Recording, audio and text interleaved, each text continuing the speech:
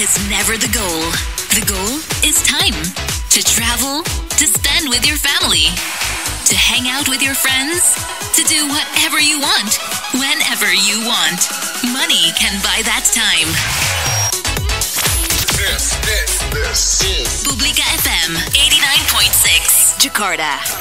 Selamat pagi guys, ketemu lagi denganku Firly Istighfarin. Senang sekali nih di One Home One Digital Talent. Dan tentunya di pagi hari ini aku tidak sendirian, sudah bersamaku ada Steven Suhadi di sini. Kita sapa dulu ya. Selamat pagi Steven. Pagi Firly. Apa kabar? Baik. Baik ya. Oke, dan guys di pagi hari ini tentunya kita akan ngobrol-ngobrol yang penting banget nih mengenai blockchain lagi yang gak habis-habis nih. Tapi ini kita akan bahas lagi lebih deep bersama dengan Steven. The Blockchain Chronicles Transforming Industry and Transactions. Wah, seperti apakah? Kalau begitu sebelum kita mulai obrolan kita di pagi hari ini, kita persilahkan dulu yuk kepada Steven ini untuk memperkenalkan diri kepada kita semua. Silahkan Steven. Hai, terima kasih. Perkenalkan diri, saya Steven Suhadi, salah satu founder Asosiasi Blockchain Indonesia dan sekarang duduk sebagai Ketua Edukasi dan Literasi di Asosiasi Blockchain Indonesia dan Aspaket Indo. Selain di asosiasi, saya juga sudah di dunia blockchain sebenarnya sejak 2015 ya, sebelum saya pindah balik ke Indonesia. Dan sekarang sejak 2017 saya punya perusahaan yang khususnya fokus di industri blockchain dan cryptocurrency, namanya Indonesia Crypto Network. Fokusnya di media dan event, jadi kita ngadain media dan event terutama dan salah satu terbesar ya di Indonesia. Wow, berarti kita mengundang orang yang tepat nih di pagi hari ini untuk membahas mengenai blockchain. Oke, sudah siap ya Steven ya? Sudah. Oke, Steven, mau tahu dong apa sih sektor industri yang paling terpengaruh oleh revolusi blockchain dan kenapa nih? Ya sebenarnya teknologi ini salah satu teknologi dasar ya, atau deep tech ya banyak orang panggil. Seperti contohnya internet. Dan sekarang ada istilah baru namanya Web3. Jadi kita dulu Web 1 zamannya contohnya email, Web 2 zaman sekarang gimana kayak contohnya ada Traveloka, ada Gojek dan lain-lain yang connecting misalnya pengguna dan pembeli atau maskapai dan penumpang. Itu namanya Web 2. Kalau di Web 3 ini berdasarkan oleh blockchain ke digital ownership, hak milik dalam bentuk digital. Jadi sebenarnya blockchain ini salah satu teknologi dasar mirip-mirip AI yang bisa pengaruh banyak industri. Tapi menurut saya pribadi, sektor-sektor yang industri yang paling bisa terpengaruhi adalah contohnya sebenarnya finance, keuangan, kedua gaming dan entertainment untuk main game ya. Soalnya digital asset itu banyak berhidup di dalam dunia game. Oke, baik. Kemudian apa nih? Apakah ada sebuah tantangan yang dihadapi oleh organisasi dalam mengintegrasikan teknologi blockchain? Kalaupun ada, bagaimana nih cara mengatasinya, Steven? Ya, barangkali pertama jujur aja banyak stigma ya terhadap blockchain. Soalnya blockchain dengan cryptocurrency, aplikasi di atas blockchain itu sering sekali jadi menyatu dan banyak orang rasa cryptocurrency ini banyak yang belum paham ini apa, gimana penggerakannya, kenapa harganya fluktuatif dan sebagainya. Jadi dari situ stigma memuncul. Nah, jadi itu salah satu challenge ya, kita mesti ngelewatin stigma-stigma yang ini untuk bisa mengerti teknologi dasarnya apa sih dan efek dampaknya ke masyarakat dan ke perusahaan ini apa sih. Dan saya rasa itu challenge yang utama ya, ngatasin stigma dan menjalankan edukasi untuk mengetahui sebenarnya ini apa sih untuk perusahaannya supaya bisa dimanfaatin. Soalnya seringkali kayak tadi saya sebutkan, ini memang bisa berdampak di industri finansial, keuangan, tapi player-player yang sekarang masih bergerak di bidang itu sangat banyak stigma terhadap terutamanya cryptocurrency karena harganya fluktuatif, maka kurang paham ya, kok bisa ada digital ownership, kok bisa harganya seperti itu, kenapa ini exist dan sebagainya, ya kan. Nah, ini kalau sudah dingatasin dan sudah ngerti kenapa ini sangat revolutionary, dari situlah kita bisa mulai menata pikiran, oke, kalau seperti ini, jadi dampak ke perusahaan seperti apa. Tapi kalau kita membahas mengenai blockchain nih, untuk industri atau untuk perusahaan di Indonesia ini sudah banyakkah yang mengaplikasikan tentang ini atau bagaimana nih kalau dilihat dari sudut pandangnya Steven? Untuk industri sendiri untuk sih kita lihat banyak yang udah mulai noleh ke arah sini ya, terutama juga ke arah blockchain dan terhadap AI. Contohnya untuk sertifikat tanah kah, atau hak pemilikan yang lain ya, atau untuk medical records for example. Banyak yang sudah mulai mikir, oke, saya bisa menggunakan blockchain teknologi untuk permudah atau percepat proses-proses ini. Barangkali salah satu yang orang sering skip adalah keunggulannya blockchain itu sebenarnya apa sih, bibit keunggulannya untuk perusahaan itu apa sih? Karena seringkali di dunia AI atau blockchain atau teknologi apapun, banyak kata-kata atau terminologi yang sangat-sangat penjelasan yang sebenarnya sangat-sangat teknis yang membingungkan leader-leader di perusahaan ini untuk bisa dapat esensi blockchain ini saya bisa pakai untuk apa sih? Sebenarnya kalau kita kurangin semua kata-kata teknis dan semua jargon-jargon yang sering digunakan, dan kita lihat sebenarnya teknologi ini untuk apa? Karena setiap teknologi yang ada di dunia kan cuma ada satu purpose, untuk bikin hidup manusia lebih gampang. Khususnya untuk blockchain, teknologi ini keunggulannya adalah bukan desentralisasi sebenarnya. Banyak orang dengar blockchain adalah desentralisasi. That is actually not the core benefit of blockchain. Core benefitnya blockchain atau keunggulannya adalah sebenarnya disintermediasi, motong orang yang di tengah. Jadi supaya kita punya supply chain atau proses penjualan itu bisa lebih efisien. Contohnya ya, barangkali ya, khususnya. Misalnya kita ada UMKM kecil, dia khusus bikin misalnya sesuatu kerajinan tangan, tapi kerajinan tangan ini dipakai di salah satu misalnya komponen yang akhir-akhirnya misalnya di mobil, ya kan, interior mobil misalnya. Tapi layeringnya kan banyak, UMKM-nya pindah ke wholesaler, dia assembly lagi, jadiin partnya baru kan habis itu dioper ke perusahaan lebih besar lagi, baru misalnya masuk ke pabrik mobil. Nah, ini kan step-nya dan intermediary-nya banyak sekali. Dan contohnya misalnya UMKM ini bilang, loh, barang yang saya bikin ini sebenarnya masuk loh ke mobil A, dia bilang ke bank misalnya, dan saya butuhkan kredit. Tapi untuk dia bisa membuktikan semua step-step itu sangat-sangat susah. Soalnya secara dokumentasi cuma kelihatan dia jual ke pihak selanjutnya aja, bukan bahwa kelihatan banget kayak, oh, komponennya benar-benar masuk ke mobil. Dimana kalau memang terbukti itu, bank contohnya bisa memberikan kredit ke UMKM ini lebih banyak atau lebih gampang. Nah, dengan blockchain kita bisa dapat transparansi ini, bisa ngelihat total flow. Itu baru dari segi transparency. Kalau kita ambil case yang lebih ekstrim, ya, untuk disintermediation, kita sekarang bisa ngelihat contohnya kayak misalnya Tokopedia atau kita lihat Traveloka. Tokopedia mereka disrupsi kasarnya mall-mall atau barangkali Tanah Abang lah kasarnya, ya kan, waktu zamannya. Sempat nggak sih kita mikir siapa yang akan disrupsi Tokopedia? Atau contohnya Traveloka mendisrupsikan travel agent yang tradisional.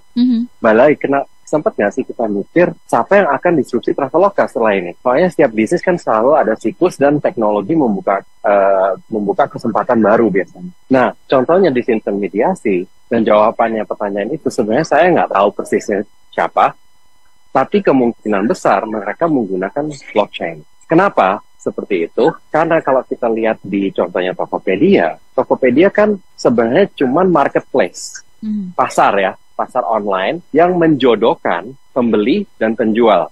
Itu aja. Iya kan? Mereka punya sistem, kalau kita misalnya search di Tokopedia t-shirt warna hitam, dia cuma menjodohkan, oke, saya pembeli cari t-shirt warna hitam, inilah penjual-penjual yang t-shirt warna hitam. Pilih kamu mau yang mana. Ya kan? Berdasarkan filter-filter. Jadi algoritmanya mereka cuma menjodohkan. Seumpama kita pakai istilah di dalam blockchain namanya smart contract. Smart contract adalah sebenarnya logika yang hidup di internet. Semudah itu aja. Logikanya cuma bilang, kita setel logikanya, oke, seumpamanya ada orang yang cari A, kamu kasih B. Logikanya menjodohkan gitu kan. Kayak t-shirt warna hitam, ya udah dikasih. Kalau sekarang logika itu hidup di dalam internet dan tidak ada yang milik logika itu, jadi ada programmer yang tulis, ya udah taruh aja di internet. Terus setiap kali ada yang mau cari, mereka ke logika itu terus keluar hasil. Konsep ini berarti sudah tidak ada orang yang menengah. Jadi sekarang kan yang menengahi itu Tokopedia. Mereka yang pegang algoritmanya dan mereka yang ambil dan dari kanan. Tapi kalau logika ini hidup di dalam internet, gratis untuk semua orang pakai, berarti pembeli dapat harga lebih murah, soalnya nggak ada komisinya, sangat lebih tipis, dan penjual dapat margin lebih besar, soalnya nggak diambil komisi. Itu contoh sederhana untuk disintermediation. Dan aplikasi ini bisa diaplikasikan ke contoh-contoh lain, kayak contohnya di Gojek, mereka cuma menjodohkan rider sama driver misalnya. Ya udah, kalau kita bikin salah satu logika smart contract yang hidup di internet, terus semua rider bisa connect ke situ dan driver juga bisa connect ke situ, ya bisa pakai logika ini. Dan pada akhirnya marginnya maksudnya tidak ada margin, maksudnya soalnya tidak ada orang yang menengahi, ya, nggak ada yang kontrol, komunitas aja yang menggunakan. Ini barangkali esensi sesimpel mungkin yang business owner bisa pikir untuk kalau memang the power of blockchain is disintermediation, apa yang saya bisa melakukan? Satu orang menengah yang bisa terdisrupsi dengan teknologi ini atau tidak? Karena sebagai owner bisnis, pilihannya biasanya cuma dua ya, kita reaktif atau kita proaktif. Jadi kalau kita udah mengenai teknologi, entahlah itu blockchain, AI, atau lain sebagainya, kan kita bisa lihat, untuk bisnis saya di dalam bisnis cycle yang sekarang ini, apakah saya mulai eksperimentasi misalnya pakai AI atau bisa pakai blockchain supaya disruptif, tidak kena dampak reaktifnya. Iya, menarik sekali ya. Jadi intinya adalah ini bisa mempermudah hidup kita, apalagi kalau orang yang sudah tergabung dalam organisasi besar atau industri-industri, ini sangat memudahkan kinerja kita juga ya. Bisa memangkas yang nggak penting gitu. Jadi kita langsung bisa menghubungkan, menjodohkan kalau tadi istilahnya ya. Oke, baik Steven, kita akan sambung lagi di segmen. Ya, ada beberapa pertanyaan yang harus dijawab nih mengenai blockchain yang menjadi tema kita di pagi hari ini. Tapi setelah yang satu ini ya Steven ya. Oke guys, jangan kemana-mana karena One Home One Digital Talent akan kembali lagi setelah yang satu ini. Tetap di Publika FM, jadilah versi terbaik dirimu. Ingin menikmati suasana Bali, tapi tidak usah jauh-jauh ke Bali? Amanuba Hotel and Resort menyediakan akomodasi yang nyaman untuk kebutuhan bisnis meeting maupun liburan bersama keluarga. Dengan nuansa Ubud Bali yang kental, lengkap dengan pemandangan sawah yang hijau. Berlokasi di Jalan Rancamaya nomor 37 Bogor Selatan, 44 kamar terdiri dari kamar deluxe dan kamar suite, ruang meeting, area outdoor yang cocok untuk kegiatan tim fun games dan acara pernikahan. Bukan hanya paket menginap dan kegiatan anak-anak saja, selain itu tim kuliner hotel juga menyajikan menu makanan dan minuman spesial, mulai dari harga paket menginap, express lunch, umai bento, sampai coffee to go. Amanuba Hotel and Resort juga dilengkapi dengan fasilitas kolam renang dewasa, kolam renang anak, teratai pool bar restoran, meja biliar, kids corner, lapangan basket one-on-one, dan area parkir yang luas. Tunggu, rencanakan liburanmu dengan spesial promo dari Amanuba Hotel and Resort. Untuk pemesanan kamar dan informasi lebih lanjut, hubungi nomor telepon 0251 829 2821 atau 0821 222 64437 atau website hotel www.amanubarancamaya.com. Publika FM 89.6. Firly Istighfarin kembali lagi di One Home One Digital Talent, dan yang pastinya di pagi hari ini aku juga masih bersama dengan narasumber kita, ada Steven Suhadi, dan kita masih membahas mengenai blockchain. Tadi di segmen awal sudah dibahas mengenai apa sih kemudahan yang ditawarkan dan juga keunggulan yang ditawarkan oleh blockchain. Kemudian tadi juga dicontohkan ada beberapa contoh ya, misalnya untuk penjualan tiket, untuk naik kendaraan online seperti itu ya, sebegitu mudahnya. Mungkin di awal-awal dulu kita terheran-heran ya Steven ya, ini apa sih kok bisa seperti ini, tapi sekarang makin lama kita menjadi semakin terbiasa gitu menggunakan hal-hal seperti itu. Nah kemudian apa nih inovasi terbaru dalam penggunaan blockchain yang telah membawa dampak signifikan pada berbagai industri nih Steven? Sebenarnya perkembangannya balik lagi ke dasarnya blockchain sendiri, yaitu bisa membuat digital ownership, hak milik sebagai digital. Sebenarnya that's the core benefit atau core innovation yang teknologi blockchain ini memberi ya. Ya, kemudian inovasi terbarunya? Untuk inovasi terbarunya sebenarnya yang kalau kita lihat sih lebih ke arah 2 poin yang saya bisa terpikir ya. Satu, ada istilah namanya decentralized finance atau dipanggil DeFi, dan kedua ke digital ownership secara barang-barang hak milik di dunia online ya. Barangkali untuk yang pertama untuk DeFi, ini balik lagi ke contoh yang tadi yang saya memberikan. Kelebihan dan keunggulannya blockchain adalah disintermediation. Dengan DeFi, mereka menggunakan smart contract atau logika di internet yang ditulis orang terus dibikin gratis untuk semuanya menggunakan, supaya bikin market. Jadi bisa bikin market secara finance, misalnya ada market US dollar sama rupiah, terus ada balancing pool di tengah. Jadi menggunakan semacam logika supaya kalau ada orang yang beli, ada counternya, logikanya bisa cari orang yang menjual atau bisa balance pakai, ini sebenarnya mulai agak teknis, pakai algoritma khusus supaya likuiditasnya nggak pernah habis gitu loh. Bukan nggak pernah habis ya, lebih dalam biasanya. Lalu bagaimanakah perusahaan ini bisa memanfaatkan potensi blockchain untuk mendapatkan keunggulan yang kompetitif nih, Stephen? Saya rasa balik lagi ke yang poin yang pertama, kita mesti lihat apakah perusahaan kita sekarang ini bisa bisa ke disrupsi dengan teknologi blockchain. Contohnya terutama kalau kita cuma jadi pengantara, orang di tengah yang tidak memberi ke buyer atau sellernya kita. Kalau kita cuma hanya posisikan perusahaan kita sebagai satu layer di value chain yang lebih besar, itu kedepannya lama-lama bisa terkikis kita punya market share karena orang langsung direct. Kan sekarang di luar blockchain pun ada istilah direct to consumer, di mana pabrik langsung bisa jual ke end customer-nya ya, tanpa kayak middleman. Dengan teknologi blockchain ini, tren itu bisa lebih terakselerasi. Jadi untuk business owner kita mesti lihat, kalau memang saya sekarang jadi pengantara, kalau ada teknologi dengan blockchain ini, nanti lama-lama market share saya bisa terkikis. Langkah-langkah apa yang saya bisa ambil supaya bisnis saya bisa survive. Tentunya banyak kemudahan-kemudahan begitu yang ditawarkan oleh kalau kita menggunakan teknologi seperti ini. Dan memang di awal kita mungkin agak terheran-heran, ini apa sih teknologinya? Blockchain ini apa? Kemudian cryptocurrency ini apa? Begitu kelanjutannya begitu ya. Oke, baik. Nanti kita akan lanjut lagi di segmen berikutnya nih, Stephen. Tentunya dengan obrolan atau dengan topik-topik yang lebih menarik lagi. Jadi jangan kemana-mana ya, Stephen. Tetap stay di situ. Nanti kita akan kembali lagi. Oke guys, jangan kemana-mana karena One Home One Digital Talent akan kembali lagi setelah yang satu ini. Tetap di Publika FM, jadilah versi terbaik dirimu. Hi guys, this is Eileen. What do you reckon about 80s and 90s?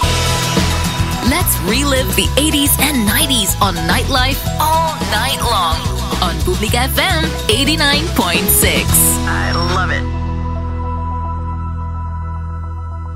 One Home One Digital Talent bersamaku Firly Istighfarin dan juga Stephen Suhadi, dan kita masih membahas mengenai The Blockchain Chronicles, Transforming Industries and Transactions. Nah, ini tadi diungkapkan oleh Stephen bahwasanya di Indonesia ini sudah mulai pelaku-pelaku bisnis dan juga industri ini mulai melirik yang namanya blockchain. Wow. Dan ini juga tentunya mempermudah kita pelaku untuk mengaplikasikannya atau untuk menjalankannya, meskipun di awal mungkin banyak orang yang masih asing dengan hal seperti ini. Baik, Stephen, apa sih peluang baru yang terbuka dalam dunia bisnis dan industri berkat adopsi teknologi blockchain? Salah satu tren saya rasa triggernya bukan hanya dengan blockchain, tapi dengan teknologi-teknologi bersama dengan blockchain. Contohnya adalah generative AI. Jadi kalau kita lihat generative AI ditambahkan augmented reality ya, atau kalau Apple namanya spatial computing, mereka punya Apple Vision Pro. Kalau ini dikombinasikan dengan blockchain, ini menumbuhkan satu yang sangat-sangat baru.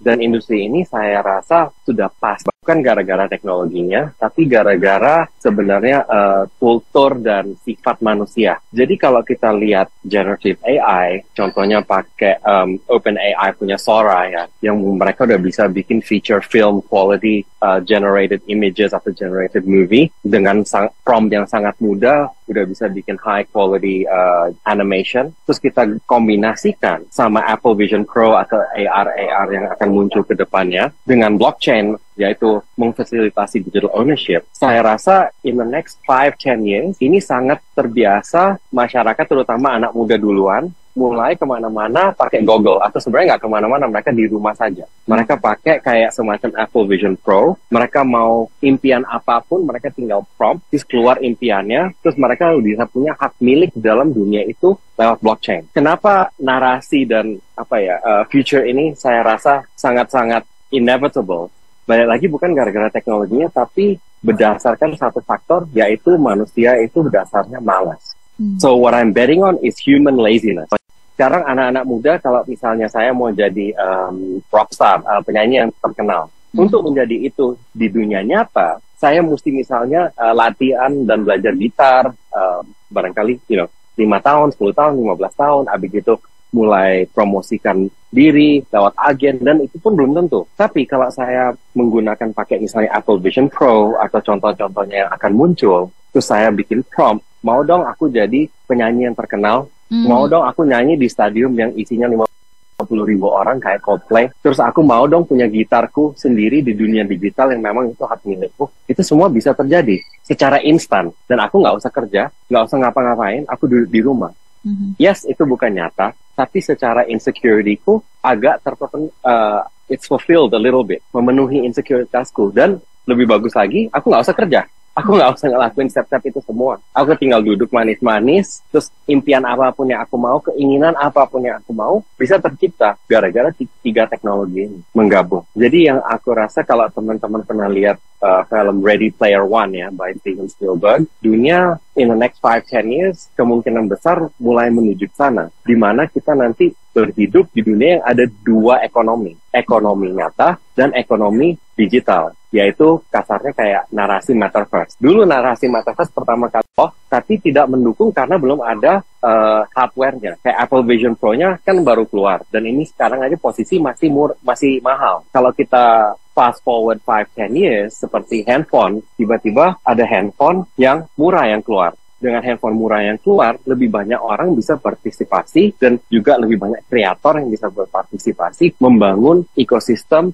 digital secara online dan secara virtual. Lalu bagaimana nih dengan isu keamanan yang ramai sekali diperbincangkan nih mengenai, wah nanti kalau kita main di blockchain, terus nanti kita sudah termudahkan, lalu banyak sekali aplikasi yang kita gunakan, nanti keamanannya atau privasinya kita menjadi terancam nih. Nah, ini seperti apa? Nanti akan kita bahas di segmen berikutnya ya. Oke. Guys, jangan kemana-mana, karena One Home One Digital Talent akan kembali lagi, yang pastinya setelah yang satu ini. Tetap di Publika FM, jadilah versi terbaik dirimu. Publika FM 89.6. Coffee time. I love cappuccino. I do love espresso. Iced coffee Baileys. An original is worth more than a copy. Zanetti. Experience real Italian cafe in Jakarta. Segafredo. Crafted like no other. Welcome to Next Wave Coffee. Kota Casablanca. Segafredo. Kemang Village. Segafredo. Cozy outdoor sitting. Cozier with lighting. Green surroundings. Warm colors and comfortable sitting. Exactly what you need for all seasons. Segafredo. Publika FM 89.6. One Home One Digital Talent kembali lagi. Firly Istighfarin masih bersama dengan narasumber kita di pagi hari ini, ada Steven, dan kita masih membahas mengenai blockchain. Dan ini ada satu hal yang mungkin menjadi isu yang lagi rame banget diobrolin, bahwasanya bagaimana nih terkait penggunaan blockchain dengan mengatasi isu-isu keamanan data dan juga privacy. Nah, Steven bisa memberikan kejelasan gak nih kepada kita semua pagi hari ini? Ya, barangkali 2 sisi ya. Sisi pertama juga waktu dulu internet muncul, pertanyaan ini juga sama ya, muncul ya, kayak oke gimana kita menjagakan privacy dan sebagainya, ya kan. Tapi pada akhirnya semua ekosistem ini terbangun, sambil ini menumbuh juga solusi-solusi itu. Jadi ada company-company yang memang fokus di digital security, digital privacy, dan kita juga sebagai user juga makin aware dan makin bisa tahu cara menjaga privacy dan data-data kita. Khusus itu dari satu segi pandang ya. Kalau dari sudut pandang yang berbeda di blockchain, ada yang namanya atau istilahnya digital ownership. Jadi datanya ini udah hak milik kita. dengan argumentasi di Web 2 di dunia sekarang, ini data kita ini dipegang oleh raksasa internet yaitu Meta dan Google misalnya, dan Apple dan Samsung misalnya, ya kan? Tapi terutamanya Meta dan Google. Meta dan Google lebih kenal kita daripada orang tua kita kenal kita. Soalnya semua habit-habitnya kita mereka yang mengetahui. Tapi basisnya blockchain adalah ownership sebagai bentuk digital, di mana berarti data-data kita itu kita juga bisa own sendiri, kita yang bisa milih sendiri, dan kita bisa share bagian mana yang kita mau kasih dan yang bagian mana yang kita tidak mau share. Jadi bisa seperti itu ya. Jadi jangan khawatir mengenai data atau privacy kita yang mungkin yang kita khawatirkan adalah data ini tidak akan safe pada saat kita menggunakan blockchain seperti ini. Gitu. Benar, dan barangkali kalau boleh ditambahkan dari poin ketiga ya, untuk lebih ke masyarakat yang lebih muda, mereka punya sensitivitas terhadap data privacy online itu nggak setinggi barangkali generasi-generasi sebelumnya.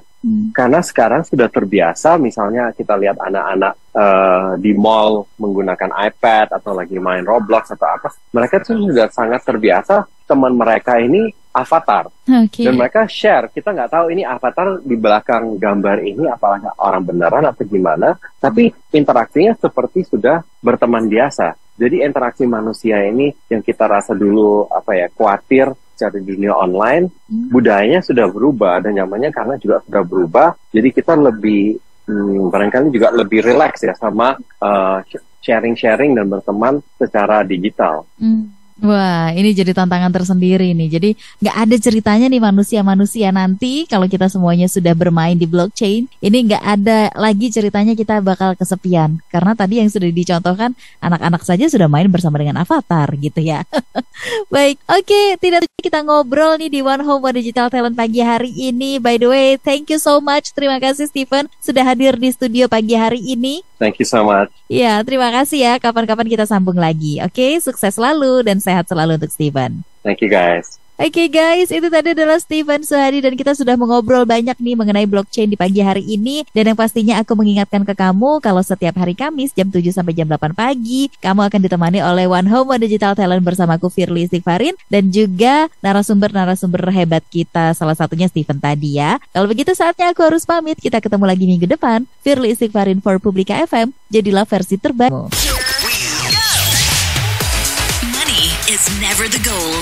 The goal is time to travel, to spend with your family, to hang out with your friends, to do whatever you want, whenever you want.